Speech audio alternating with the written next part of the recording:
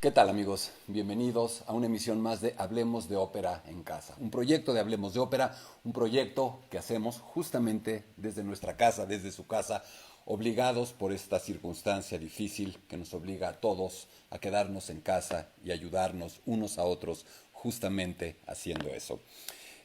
Como acostumbramos en nuestro programa, empezamos por agradecer a las instituciones que se suman amable, entusiastamente a nuestro proyecto, a nuestras transmisiones. Es realmente estimulante el que lo hagan. Empezamos por la Secretaría de Cultura Federal, el Instituto Nacional de Bellas Artes, el Auditorio Nacional, Ópera Latinoamérica, el Teatro Julio Mario Santo Domingo de Bogotá, la Ópera de Los Ángeles, la Fundación Sinfonía de la República Dominicana, Canal 22, el Conjunto Santander de Artes Escénicas de la Universidad de Guadalajara, el Fórum Cultural Guanajuato, el Instituto Sinaloense de Cultura, Proópera AC, el Festival de Santa Lucía en Nuevo León, la Secretaría de Cultura de Coahuila, el Instituto Sonorense de Cultura, el Festival Alfonso Ortiz Tirado, la Secretaría de Cultura de Tabasco, la Mahler Foundation en Viena y la Sociedad Mahler en México. Gracias a todos ellos, gracias a su público por seguirnos también. Como siempre, empezamos por nuestros teléfonos, por nuestros datos 55 43 47 02 83, es nuestro teléfono, WhatsApp, celular. Pueden también escribirnos o dirigirse a nosotros a través de nuestra página de Facebook Hablemos de Ópera y también a través del Twitter @Hekleinburg. También en un par de días podrán ver, seguir esta charla y las anteriores que hemos ofrecido a través de nuestro canal de YouTube, Hablemos de Ópera, al que también les pedimos amablemente se suscriban. Antes de arrancar nuestra charla del día de hoy, les comentamos que todavía estamos en las últimas horas para poderse inscribir al segundo módulo de nuestro curso de introducción a la ópera paso a paso. Todo lo que querías saber sobre ópera, pero temías preguntar. Pero no te preocupes, si no te inscribiste al módulo 1 y quieres cursar el 2, puedes hacerlo. Para ello hemos diseñado una suerte de sesión propedéutica el día de mañana, domingo 25 de abril a las 7 de la noche. El curso como tal, la ópera paso a paso módulo 2, arranca este próximo lunes 26, martes 27 y jueves 28 de abril de 7 a 9 pm. El costo es de 1,500 pesos por computadora o dispositivo y el costo por tomar la sesión propedéutica que te permite acceder directamente al módulo 2 tiene un costo de 500 pesos por computadora y por dispositivo o dispositivo. Y ahora sí, nuestra charla del día de hoy, polémica como pocas. Estoy en algún sentido frente al paredón de fusilamiento de muchos y muchas de ustedes que saben, no estamos de acuerdo. Pero antes de, vamos a ver qué reveló la encuesta que hice. Las puestas en escena de ópera modernas, Oxígeno o Veneno. Es un poco curioso porque el resultado en Twitter y en Facebook fue muy distinto. En Facebook tenemos prácticamente un empate con a lo mejor una pequeñita ventaja hacia la idea de que son Oxígeno. Sin embargo, en Twitter tenemos 62% a favor de que son Oxígeno, 38% a favor de que son Veneno. Eso nos querría decir, si sumamos ambas encuestas, que tenemos una ventaja favorable en alguna medida para considerarlas Oxígeno, buenas, positivas, revitalizantes, regeneradoras, y un porcentaje menor para considerarlas todo lo contrario, dañinas, sacrílegas, provocadoras innecesariamente, etc. Es importante partir del respeto. De la misma manera que pido respeto hacia mi posición, que es claramente la del Oxígeno, yo estoy obligado ante todos ustedes que discrepan de mi punto de vista a tener también esta posición, insisto, de respeto a lo que ustedes opinan. Pero el tema de esto es un poco platicarles o tratar de transmitirles por qué, independientemente de que las veamos como Oxígeno o Veneno, estas puestas en escena, a las que llamamos modernas, porque no encontramos un mejor nombre, tienen validez. Es válido intentarlo. No es un punto de partida, en mi opinión, equivocado, irrespetuoso, irreverente. Y voy a empezar con una serie de anécdotas personales de mi época como director de la Compañía de Ópera de Bellas Artes, que sé les gustan a muchos de ustedes, a mí me traen muy buenos recuerdos y empiezo con una dura para mí. Me van a tener que disculpar el uso de una palabra altisonante, pero no la proferí yo y es importante que la conozcan tal cual. Yo tenía 27 años cuando fui nombrado director de la Ópera de Bellas Artes y llegué dispuesto con todas mis fuerzas y el apoyo que tenía a envenenar, entre comillas, esas puestas en escena. Llegué con un propósito de mostrar que esas puestas en escena radicales, distintas, modernizadoras, extrañas, que ofrecían una relectura, eran válidas. Por supuesto, hubo mucho rechazo, muchos abucheos, insultos, pero el que yo recuerdo más puntualmente fue uno de una señora particularmente adepta a la ópera, de esas que iba a casi todas las funciones, ya muy mayor, en una silla de ruedas, que en un pasillo de bellas artes se acercó a mí y me dijo: señor Kleinburg, ¿por qué? ¿Por qué? Yo le dije de verdad sin entender: ¿por qué qué, señora? ¿Por qué nos da esta mierda? Me quedé absolutamente desconcertado. Se refería claramente a la puesta de escena, a estas puestas en escena, y citaré algunos nombres porque es importante agradecerles haber sido parte del equipo que formamos, agradecerles su valor, su inteligencia, su riesgo, el riesgo que corrían también ellos. Gente, por supuesto, algunos ya no están, como Juan José Gurrola, con su memorable caballería rusticana que trasladaba la acción a México y que fue brutalmente abucheada por el público, o Juan Ibáñez con sus incontables puestas rossinianas y de otros compositores que también obtenía sonoros abucheos y que me decía con su acostumbrado cinismo: no les hagas caso, son operópatas, ven con las orejas, ven con las orejas. Guarden la frase, no es mala. O por ejemplo a mi querido Benjamín Kahn, con el que hicimos la trilogía Mozart da Ponte, con el que hicimos Madama Butterfly, con el que hicimos un memorabilísimo Wojciech, en compañía siempre en mancuerna del grandísimo Alejandro Luna, ambos un saludo y mi admiración totales, que también veían cómo el público abucheaba y se desconcertaba ante un Don Giovanni que empezaba con el funeral de Don Giovanni, mientras un grupo de chicos en t-shirts llevaban publicidad alabando a ese sex symbol que había muerto. O también, por ejemplo, cómo olvidar nuestra Salomé con Arturo Ripstein y con Rafael Cauduro, a quien le mando un saludo entrañable, un amigo queridísimo, un pintor mexicano eminente que sé está viendo esta charla. ¿Cómo olvidar su Salomé? ¿Cómo olvidar a Arturo Ripstein, que me dijo: encantado hago una Salomé, pero te advierto una cosa, sí, Arturo, que en esta Salomé, en mi Salomé, no va a haber cabeza de Johanna? Bueno, ya veremos cómo terminó habiendo cabeza de Johanna, no nos preocupemos. ¿De quién más puedo hablar? De Sergio Vela, de Mario Espinosa, de muchos más que estuvieron cerca, que estuvieron presentes e insisto, que arriesgaron. Y yo empiezo con este ejercicio. Ya lo tengo bastante hecho, tengo 30 años defendiendo mi punto. A ver, tú que me estás viendo ahora mismo, haz el ejercicio en serio. Cuéntame una película. Cuéntame una película que hayas visto y que te haya gustado. Ya he hecho el ejercicio. Tiene su riesgo de mi parte el planteamiento, pero generalmente hablan de un chico, una chica, un señor, un amor, el desamor, la traición, la infidelidad, la muerte, el fraude, el asesinato, bla, bla, bla, bla, bla, bla, bla. A veces pueden citar en algún momento un lugar, una época, pero nunca cuentas la película así. Porque las películas no se tratan de la hora del día, de la época del año, salvo las que están auténticamente ancladas en la historia. Si me estás contando la vida de María Antonieta, pues es la vida de María Antonieta, está más complicado. Si estás contando la vida de Benito Juárez, es la vida de Benito Juárez. Pero si no estás contando algo cuya esencia medular es la historia, me estás contando algo de la gente, como si me estuvieras contando el chisme de los vecinos. Nada más que a lo mejor el vecino se llama Romeo y la vecina de la otra casa se llama Julieta, el otro se llama Otelo y la otra Desdémona. No sería la mejor combinación, ninguna es una buena combinación, pero nos cuentas eso. ¿Qué sienten? ¿Qué hacen? ¿No es verdad? Eso es también la naturaleza de una ópera. Esas personas con sus emociones, sus sensaciones, no cómo estaban vestidos, no la hora del día, no si era 1920 o 1980, aunque puede ayudar, o 1004, aunque puede contextualizar, sin duda, pero esa no es la esencia de la ópera Esa no es la esencia de la película y tú, ustedes y yo lo sabemos perfectamente. Ese es un punto que yo les pido tengan en mente, lo incorporen a su razonamiento, porque a lo mejor les saca un poco de onda y eso estaría buenísimo en algún sentido.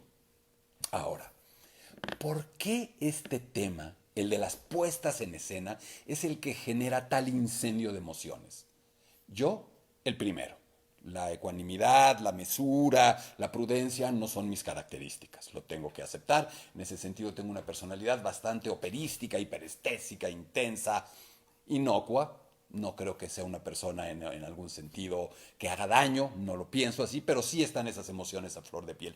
Pero ninguna de esas emociones que genera la ópera y se igualan a la de discutir sobre la puesta en escena. Yo ahora mismo en Twitter ya estaba engarzándome, ya me estaba empezando a sulfurar y por supuesto mis interlocutores también.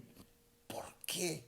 ¿Por qué no nos sulfuramos sobre el sí natural o sobre la técnica de la mano izquierda del director de orquesta?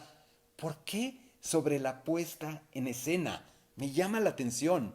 Dicen hoy los chavos que lo que te checa, te choca, o que lo que te checa más bien. Es por ahí. Es decir, ¿qué es lo que nos checa de este tema que nos choca tanto? De entrada parece ser que el punto de partida es lo esencial. Los detractores, los que la definen como veneno, dicen, no se vale, simplemente no es válido. No hay nada que hablar, no hay nada que discutir. Ese camino no se transita. Ups. Eso a mí me llama muchísimo la atención. ¿Por qué no se puede transitar ese camino? ¿Cuál es el gran pecado? Y aquí obligadamente tenemos que empezar a hacer un poco de historia y tratar de quitarle emoción y usar un poco de razón y de datos. Los datos ayudan. Los datos ayudan cuando sabemos que son ciertos. ¿Cuál es el origen de la ópera? ¿Qué es la ópera? De entrada, y para eso los invito a seguir nuestro curso La Ópera Paso a Paso, venga el comercial, porque justamente en su historia, evolución, descripción del transcurrir del género, habla de su naturaleza. La ópera, amigas y amigos, no es un género musical, por mucho que nos sorprenda y nos moleste el término. No es una historia para que dos gorditos se paren en el centro del escenario a cantarnos un cuento. De eso no se trata. La ópera es un género teatral, dramático. Así se inventó, más allá de lo que opinemos. Así nació en Florencia 1580 entre un grupo de hombres florentinos multidisciplinarios, no particularmente compositores, no particularmente cantantes o músicos, sino este grupo de la camerata florentina eran intelectuales, estaba el papá de Galileo, estaban muchísimas otras personas que hacían muchas cosas y que simplemente querían evocar el teatro griego, reproducir el teatro griego y llegaron a la conclusión de que era medio hablado, medio cantado, rapeado, todo lo que siempre les he comentado. Y el tema esencial es justamente ese. Muy probablemente estos amigos griegos, estos amigos florentinos, renacentistas, ya parten de un disparate, de un anacronismo. Ellos se inventaron cómo hacían los griegos teatro. No lo sabían, no tenían un DVD, no tenían nada. Se lo imaginaron, se lo inventaron. Si ellos se inventaron eso para inventar la ópera, ¿cómo por qué nosotros podríamos no inventarnos cómo hacer una ópera? ¿Por qué? La ópera realmente puede estar fundada en un disparate, en una mafufada de estos cuates. Nada más que miren a lo que llegó. Algo increíble. Ellos querían evocar la tragedia griega, el teatro griego, la declamación griega. Eso estaban buscando, no dos gorditos cantando en el escenario. Luego la ópera se volvió eso, pero ese no es su origen. Teatro. Ellos querían hacer teatro, ópera, obras en música, sin duda. Después empieza a musicalizarse el concepto operístico. 20, 30, 40 años después empieza a musicalizar más y más y más, hasta que de verdad empieza a distorsionarse de una manera bastante marcada. Entonces les comentaba todo esto. Y un poco más adelante viene esta idea que no es el origen de la ópera. La ópera es la suma de todas las artes. Pues todo es la suma de todas las artes. Cuando están sentados comiendo, hay a su manera música, gastronomía, coreografía, todas las artes nosotros somos la suma de todas las artes, no la ópera. Pero bueno, si ustedes compran que la ópera, o bien venden que la ópera es la suma de todas las artes, siento decirles que se están poniendo el pie si opinan que las puestas en escena son veneno. Porque si es la suma de todas las artes deben participar con su naturaleza, sus reglas, sus atributos, su evolución, su creatividad, incluyendo el teatro, que por cierto es su origen verdadero. Y dentro del teatro la escenificación, la puesta en escena, es nodal, consustancial, indispensable. Por lo tanto, si la ópera es la suma de todas las artes, no podemos sacar la teatralidad, la puesta en escena y la evolución de ese tipo, de esa disciplina, de esa práctica que es la escenificación. Y esa, como la música misma, se ha modernizado, ha cambiado, ha evolucionado. Así es que ahí está y tendrá que estar presente siempre. Ahora bien, la polémica entre qué debe mandar en una ópera ha sido eterna desde su nacimiento. Los propios Girolamo May, Giovanni Bardi, Jacopo Peri, todos estos chicos que estaban haciendo este invento, discutían sobre este recitativo, sobre este rap de la ópera. ¿Debe ser más hablado o debe ser más cantado? Unos decían más hablado, Jacopo Peri decía más cantado, más hablado que cantado, decía Jacopo Peri. Es decir, hay polémica, hay discusión, están abiertos a dirimir esas fricciones internas del género que han seguido. Prima la música, dopo le parole. Primero la música o primero las palabras o después las palabras. ¿Qué va primero? ¿El texto, la teatralidad o la música? Eterno dilema. Pero no solo eso, dentro de la parte cantada que uno pensaría, los más tradicionalistas dicen, no, esta es una religión y el altar, el centro, la deidad es el canto. Pues no, amigos, tampoco. También ha estado en discusión si el canto es lo más importante o qué tipo de canto. La orquesta no puede ser tan importante. Hay discusión, hay polémica también y nadie se enoja por eso. Por lo tanto, discutir sobre la fuerza o preeminencia que puede tener la puesta en escena es total y absolutamente válida. Ahora, ¿quiénes han sido los dueños del pastel de la ópera? Ahí es donde empieza el tema. Es que ahora los directores de escena son los dueños, ellos mandan, ya no importa a nadie más, es su juguete. La ópera ha tenido muchos dueños. Al principio no tuvo dueño. Pronto, cuando se dan cuenta de que se necesitan compositores, los compositores, sobre todo cuando llega Monteverdi, este genio, parece que los compositores son los dueños del juguete, son los más importantes. Pero de pronto la ópera que se hacía en una casa, que se hacía ahora sí como si estuvieran todos en cuarentena, obligadamente, en encierro, no había espacios públicos para hacer ópera. Cuando la ópera salta al teatro, al inmueble como tal, empiezan a pasar cosas. El público empieza a opinar, el público empieza a exigir que las cosas cambien, sobre todo porque quiere que les canten más. Los cantantes empiezan a volver dueños del espectáculo para coraje de los propios compositores. Y además, ¿qué pide el público? Más show, más efectos especiales, más tecnología, de la que hubiera. Es decir, mucho de lo que hace las puestas en escena venenosas, tecnología, show, espectáculo, eso lo pedía el público, eso lo pidió el público cuando la ópera empezó. Entonces tampoco podemos sorprendernos de ello.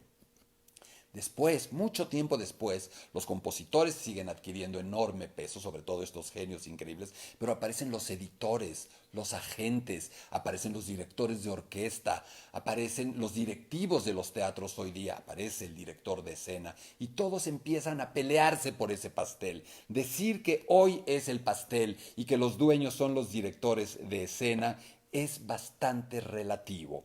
Ahora bien, nosotros defendemos, o la gente que defiende las puestas en escena tradicionales, dice, si el compositor hubiera querido otra cosa, lo habría pedido. Es una traición a la obra, es una traición al autor. Muy bien, entonces deberíamos de tener aproximadamente 850,000 cartas de compositores de ópera de todas las épocas exigiendo eso, peleando por eso, diciendo cómo debían de escenificarse sus óperas. Durante muchísimo tiempo no tenemos eso. ¿Por qué no las tenemos? Les digo por qué, pero no le dicen a nadie. Les valía queso. No les importaba.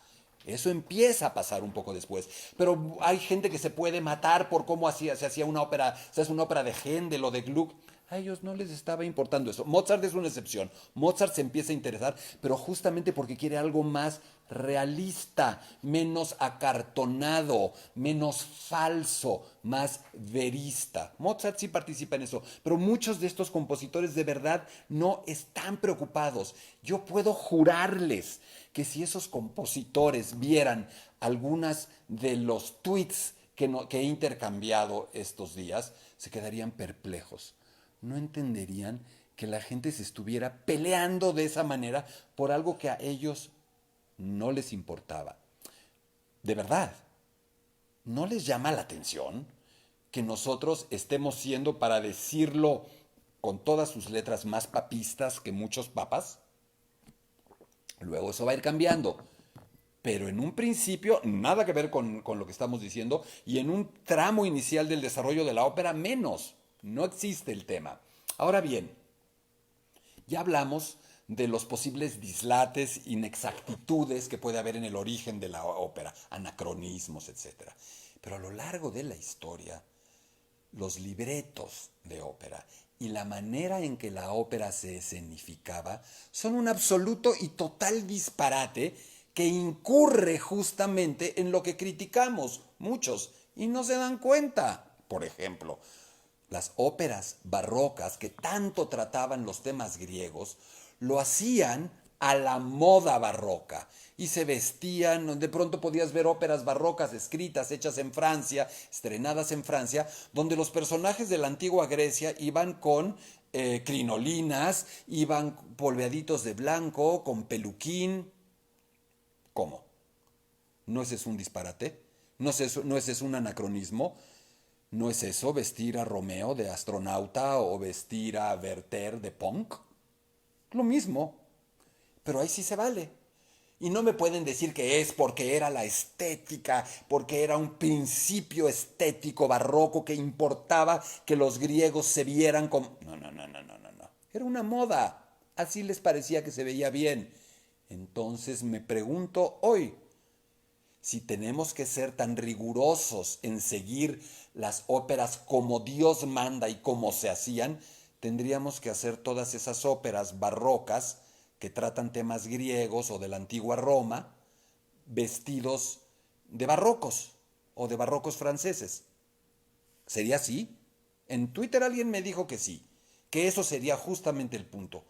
A mí me parece peculiar, porque entonces, si somos tan puristas, no podemos hacer esas óperas vistiendo a los griegos de griegos, poniendo a un griego de túnica, entonces eso sería irrespetuoso.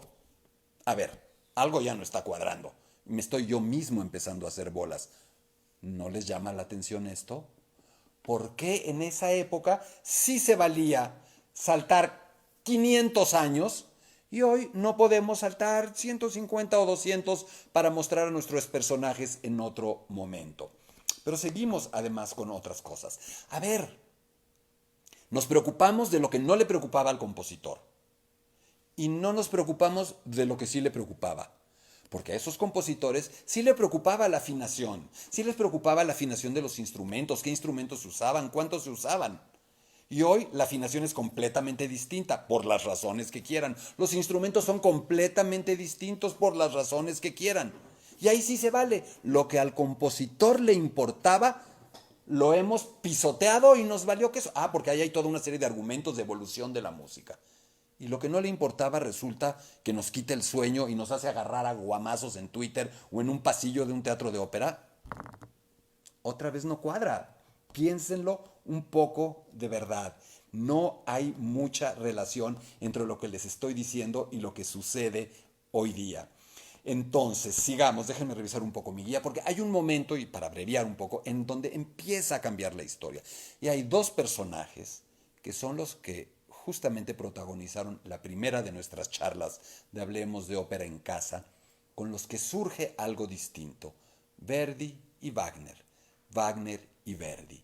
Ellos se empiezan a involucrar de otra manera con todo lo que sucede en un espectáculo, incluyendo la escenificación. Empecemos por Verdi, que es al que usarán más los tradicionalistas, los que ven como veneno esto y no como oxígeno. Y dirían que Verdi pide que se pide, y ahí sí hay muchísimas cartas, en las que Verdi exige un respeto absoluto por lo que hace y controla todo. Pero Verdi estaba controlando todo también por dinero, porque había un control total ya de regalías, de derechos de autor, de derechos de escenificación, y no permitía que se hicieran de otra manera sus óperas. Pero cuidado, porque en lo que realmente Verdi se estaba fijando era en la música. No estaba tan preocupado porque el vestido de la soprano fuera rojo o verde.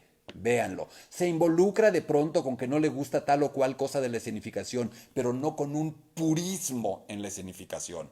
Y hoy nos matamos por eso. Se preocupaba por el purismo o por la ortodoxia absoluta, inflexible en respetar su texto musical. Ahí sí era capaz de mandar a la silla eléctrica al que agregara un agudo, quitara un aria, cortara una escena. Y hoy por hoy, muchos de ustedes, queridos amigos, con todo respeto, que verdaderamente se molestan porque una Traviata de Verdi tiene un escenario vacío con Anna Netrebko vestida de rojo agonizando en un reloj gigantesco, eso es un sacrilegio, pero no es un sacrilegio todos los agudos que se han inventado, como diría mi querido Iván López Reynoso, gran director de orquesta mexicano, en su charla sobre Rigoletto, que seguí también, una charla muy en este mismo formato, y hablaba justamente de eso, no yo, director de orquesta, concertador, brillante, súper dotado. ¿Y qué decía? Justamente eso. Los puristas verdianos no se dan cuenta de eso, o los que se dicen puristas no se dan cuenta de que están cambiando las áreas, cortando. Verdi se habría verdaderamente convulsionado en el piso ante eso. Y en cambio nos molesta cómo están vestidos. ¿Neta? O sea, es así. Cuando Verdi mismo de pronto, acuérdense de la Traviata, Verdi quería que se vistieran del día, porque correspondía al tiempo. Eso para esa época era ser súper venenoso en una puesta de escena. Poner a la gente vestida del día, ¿cómo? Y le obligaron, la censura lo obligó a echar los 100 años, 100 y pico de años para atrás y a modificar el tiempo. Entonces, cuidado de verdad con el purismo cuando queremos usar a Verdi como su ancla. Ahora bien, Wagner. Ahí sí, hoy, y lo he hecho en las demás ocasiones, me tengo que cuadrar.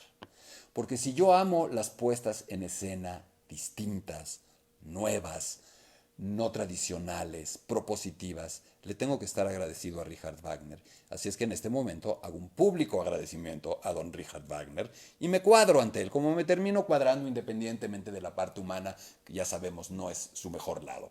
Pero en ese sentido, Wagner sí se tomó en serio el tema de la Gesamtkunstwerk, de la obra de artes total, la obra de arte total, o la obra que suma las artes en una suerte de actitud retro que se vuelve moderna, como su propia némesis Verdi decía, mi frase de siempre, regresa a lo antiguo y serás moderno. ¿Y qué hizo Wagner? Decir, hey, vamos a lo que se supone de verdad era el origen de esto. Vamos al arte de artes, a todos los artes, y se involucra en todo. Arquitectura, cómo vamos a diseñar el teatro, música, texto que escribe él, historia, sociología, filosofía, puesta en escena. Y Wagner es el primer compositor que realmente se la rifa en el escenario. Él, en su megalomanía extrema, nunca quiere dirigir la orquesta en una obra, pero sí entre sus óperas, pero sí se mete en la puesta en escena. ¿Y qué creen? Wagner mismo propone puestas en escena para sus óperas que no son estrictamente tradicionales. Entonces, ¿qué? ¿Nos vamos a enojar por ver, como ya hablaré de mi queridísimo y admiradísimo Marcelo Lombardero, uno de los más grandes, a mi modo de ver, el más importante y extraordinario director de escena latinoamericano? Sí, hay muchos mexicanos también, hay de otros lugares, pero el trabajo de Marcelo es, a mi modo de ver, muy especial. Entonces, ¿qué? En su anillo, donde de pronto vemos una suerte de lugar extraño, industrial, decadente, moderno, un tráiler en otro lugar, eso está mal. ¡Oh, eso es terrible! Eso no se vale. Cuando nuestro mismísimo amigo Wagner proponía y se acercaba a puestas en escena de ese tipo. Luego viene el cambio de siglo, entre el siglo XIX y el siglo XX, y hay dos figuras importantes que tenemos que recordar si tanto amamos esta polémica. El nombre de Adolf Appia y el de Edward Gordon Craig, uno suizo, el otro inglés. Appia, los dos directores de escena que generan un primer cambio, a partir de esta oleada wagneriana precisamente. Uno de ellos, Appia, dice, los dos dicen, nosotros mandamos. Llegó nuestro momento, el del director de escena. Ya todos los participantes en la ópera han tenido su lugar, su momento. Nos toca, ¿no? Si esto es teatro, si esto viene del teatro, si esto se supone que es un arte dramático y teatral, pues ¿cómo no vamos a tener un lugar los directores de escena? Appia dice, yo mando, pero yo respeto al autor. Pura lengua de Appia. En realidad lo que él quería era controlar las cosas. Además está fascinado. Descubrieron la luz eléctrica. Se puede usar luz en el escenario, generar distintos ambientes. Y Appia está como niño con juguete nuevo. Y evidentemente la luz le empieza a usar para algo distinto. No para que nada más se vea, sino para generar efectos, empezar a jugar con la subjetividad, la interiorización y la abstracción de la puesta en escena. Y por el otro lado, Gordon Craig va en otro sentido. Él sí dice, yo como director de escena soy un creador también. Va más lejos, insisto, y dice, todo lo que ya existe, compositor, músico, cantantes, son mi materia prima para que yo cree otra cosa. Craig influye mucho más en la puesta en escena teatral y Appia mucho más en la puesta en escena operística. Y a partir de ahí vienen ya toda esta camada de grandes directores de escena teatrales. Algunos incursionan, otros no en la ópera. ¿Quiénes? Max Reinhardt, Stanislavski, Meyerhold. Pero no solo eso. Un compositor como Shostakovich bebe de Stanislavski, de Meyerhold, el más radical de todos, el más venenoso de los directores de escena rusos. Shostakovich, compositor, genio, compositor de óperas, compositor de la ópera La Nariz, compositor de Lady Macbeth en Sensk, acaso una de las 5 mejores óperas escritas en el siglo XX, precisamente vive en la casa de Meyerhold, lo cual quiere decir, es casi metafórico, vive en esa teatralidad y la aplica y pide que se haga lo que se quiera con su obra. Dice, lléguenle, o sea, esto es para hacer teatro, esto es para jugar con esto, to play. Miren, eso está bonito. Let's play with the play, ¿no? Vamos a jugar con la obra y vamos a interpretar la obra. Y luego vienen figuras importantes, como pueden ser un Toscanini o un Mahler. Ambos, mucho más, sobre todo Mahler, pero Toscanini, que podría parecer italiano, tradicional, involucradísimo con la puesta en escena, alentando nuevas puestas en escena. ¿Y qué les digo de Gustav Mahler? Uno de los genios extremos del final del siglo XIX y de los principios del siglo XX.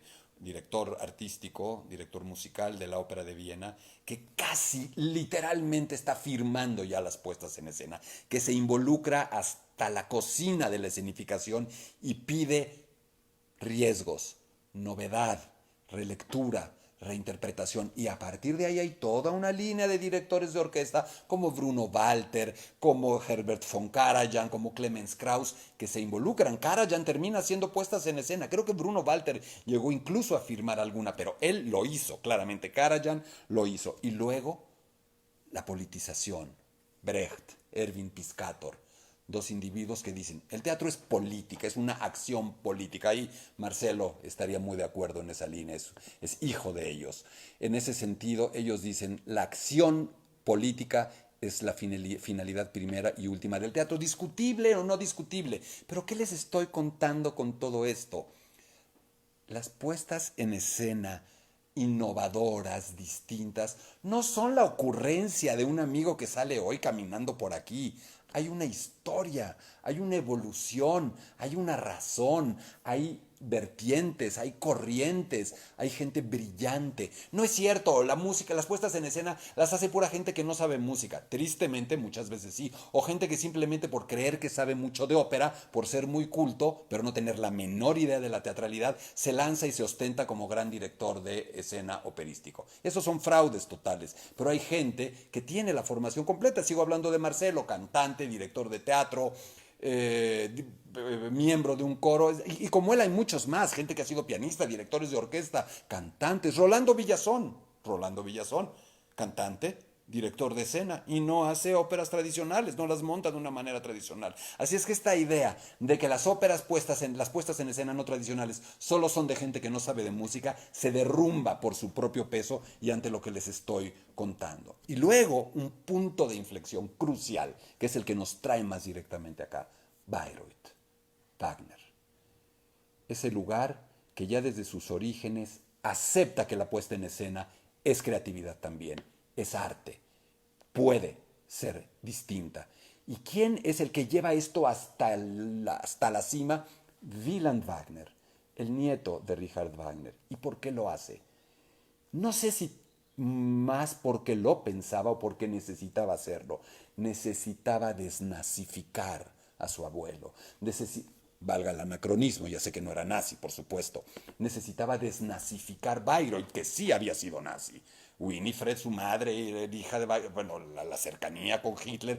Hitler usaba ese lugar casi como, pues como qué, como su salón cultural, su recinto para mostrar su cultura y su arte. Y para tratar de desnazificarlo, Wieland Wagner exacerbó las puestas en escenas distintas, particularmente las suyas. Y es el creador de toda una línea no tradicional, abstracta, minimalista de puestas en escena. Ahí ya el asunto se empieza a volver mucho más radical y Bayreuth sigue con esta línea hasta explotar en un momento que a muchos puristas les choca, el momento en el que se invita a alguien de otro mundo artístico, a Patrice Chéreau, un hombre de teatro, un hombre que nunca dice ha visto una ópera, un hombre que no le gusta la ópera, junto con Pierre Boulez, el director de orquesta, a hacer un nuevo Anillo del Nibelungo que resulta es abucheado años enteros, pero marca un antes y un después. Sin esto, Harry Kupfer y otros directores de escena no habrían podido existir. Y entonces viene esta explosión, este árbol frondoso de distintas puestas en escena, el ayornamiento, el traer a nuestros días, el modernizar una puesta en escena. Al final voy a hablar muy puntualmente de eso. Peter Sellers es uno de los grandes ejemplos. Così fan tutte puede suceder en un diner californiano. ¿Por qué no? Las bodas de Fígaro pueden suceder en un penthouse de un edificio. ¿Por qué no? Es de alguna manera el aquí y el ahora. El otro extremo, Bob Wilson, minimalismo total, la luz reinante, cuadros plásticos de una belleza suprema. Hoy ya un tanto cuanto agotado, sumamente imitado por muchísima gente hasta el cansancio en imitaciones que no solo se vuelven ridículas y plagios, sino que al mismo tiempo terminan desgastando la estética de Bob Wilson hasta tornarla, en mi opinión, hoy ya un poco pasada. La tecnología. La tecnología que fue pedida a gritos por individuos en Venecia en 1630, pero que hoy nos espanta. Hoy la tecnología es distraernos cuando la esencia es el canto. O sea, en 1630 podían pedir palancas, hielo seco o lo que hicieran, necesitaran para que se viera humo. Ahí sí, querían eso y les fascinaba y todo bien. Hoy no podemos querer láseres, no podemos querer escenografías virtuales que además nos permiten ahorrar dinero. También las puestas en escena modernas, abstractas, son también una necesidad económica que hay que entender.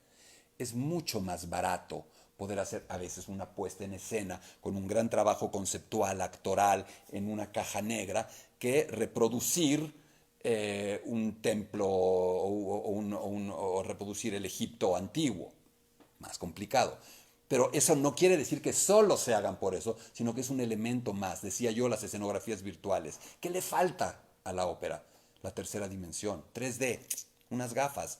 Pronto llegará, si no es que ya hay ejemplos de esa naturaleza. Marcelo Lombardero, de quien he estado hablando, tenía conceptualizado justamente una tetralogía, un anillo del Nibelungo completo en tercera dimensión.